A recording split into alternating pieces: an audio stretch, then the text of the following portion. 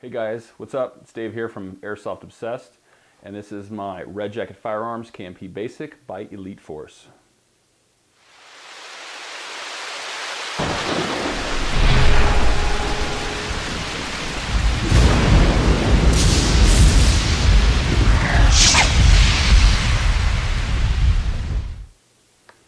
Now I know what you're probably saying, Dave, that doesn't look like a basic gun, and you would be correct in saying so. This is my own personal gun that I have obviously customized on the outside. This is what the gun will look like when you receive it. Maybe not this exact one, because this happens to be the gun that we are in partnership with Red Jacket Firearms and Elite Force giving away. These are one of 7 guns that are being given away. You can find how to enter the contest for one of these or 6 other guns in the description below. But anyway, when you buy this gun, if you buy this gun, this is what you're going to get out of the box. It is a very basic M4, kind of like what the name says. It's a full metal body, basic collapsible stock, regular handle, nylon front foregrip. This gun is wired to the front, as you can see here. There is a fuse in there for those of you who enjoy running the fuse. The gun is OEM'd by SRC, which means that internally speaking, you're getting a pretty basic M4. I mean, don't expect a whole lot of pre-upgraded parts on the inside of this. You know, that being said, it matches its price point. It's a $220 to $230 gun, which isn't quite your entry-level gun, but then again, isn't your high-level gun either. So keep that in mind when you look at some of the parts on the gun. The front end being one of those. If you're going to do some of the custom stuff like I've done, keep in mind that this front triangle, you can't punch it out. It's part of the outer barrel. You can remove this longer half here. It does unscrew here, which might work well for a mock suppressor, which I happen to be a big fan of that look. So just kind of keep that in mind. What I do like about this, it is a basic M4, and most of us who do get guns in Airsoft, what's the first thing you're going to do? You're going to look to customize it, and that's kind of exactly what I did with mine. I got mine back in February, and I was like, okay, got to start swapping stuff, got to make it my own gun. Threw on Magpul UBR stock.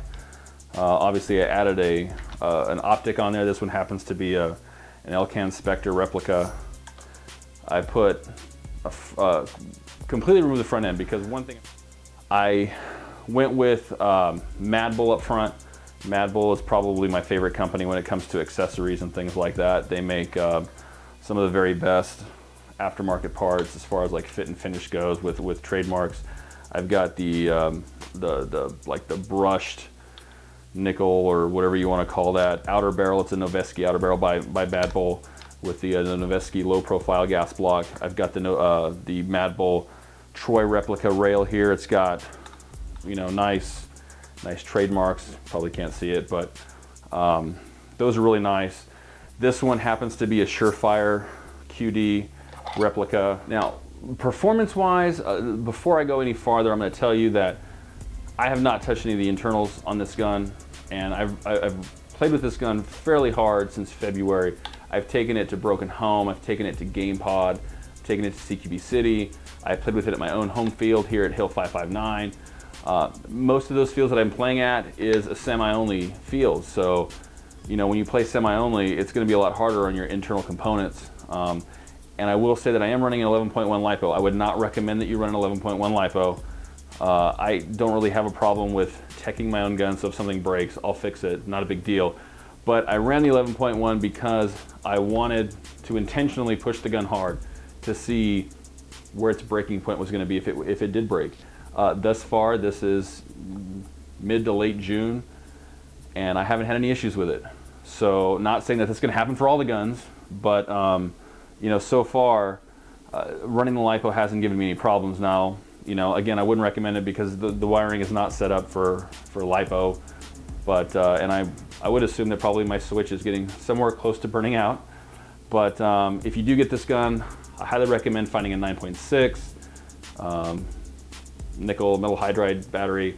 You run one of those, you shouldn't have any problems whatsoever. Again, I just want to tell you I'm running a LiPo, but I wouldn't really recommend running a LiPo, especially if you're not comfortable teching your own guns or really interested in paying for any repairs. So anyway, you know, durability wise, guns done me fairly well. As you can see in the video from Broken Home, I was super awesome LARPing guy, making my advance, and found a hidden hole, a ghost hole maybe, if you will, hidden in some grass, and I busted my ankle up pretty good. Don't know if I quite broke it. Having taken this gun all over the place and played both semi and full auto games with it, I have found, and I have been pleasantly surprised, how well the internals have held up, especially given the price point that this gun is at. Again, at $220, $230, you're going to expect to get a little bit more than what your entry-level basic gun is going to get you, but at the same time, you're not going to expect the same kind of performance that you would have a higher-end gun. And I'm not saying that this is on par with one of the higher-end guns, but I find its performance to be more than adequate for most of your airsofting needs. Again, if it's good enough to take to a big time op and run the entire time, or at least run the entire time until you break your ankle or bust it up pretty good, I think it's done its job fairly well. And I really would not hesitate to recommend this gun to somebody who is looking to get into airsoft, or somebody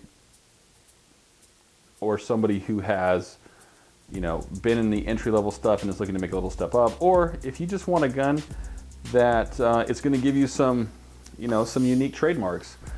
It's the only gun that has the red Jacket Firearms trademarks on it, and if you're a fan of the show, extra bonus right there.